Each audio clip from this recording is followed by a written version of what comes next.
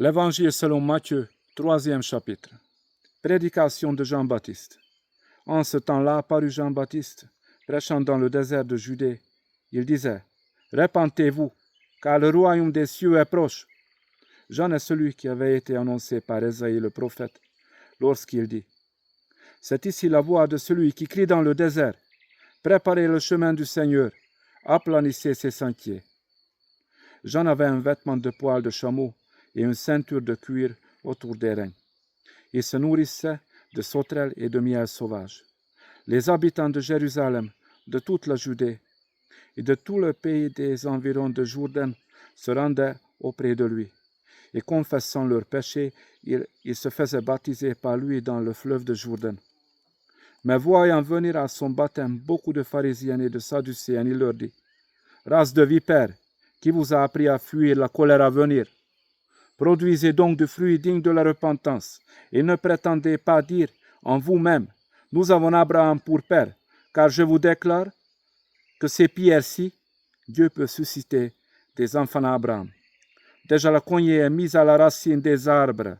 Tout arbre donc, qui ne produit pas de bons fruits sera coupé et jeté au feu. Moi je vous baptise d'eau, pour vous amener à la repentance. Mais celui qui vient après moi est plus puissant que moi. Je ne suis pas digne de porter ses souliers. Celui qui vous baptisera du Saint-Esprit et de feu.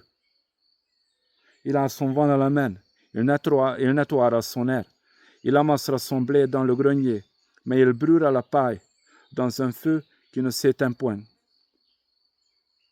Alors Jésus vint de la Galilée au Jourdain vers Jean pour être baptisé par lui. Mais Jean s'y opposait en disant, « C'est moi qui ai besoin d'être baptisé par toi, et tu viens à moi. » Jésus lui répondit, « Laisse faire maintenant, car il est convenable que nous accomplissions ainsi tout ce qui est juste. » Et Jean ne lui résista plus. Dès que Jésus eut été baptisé, il sortit de l'eau, et voici, les cieux s'ouvrirent, et il vit l'Esprit de Dieu descendre comme une colombe et venir sur lui.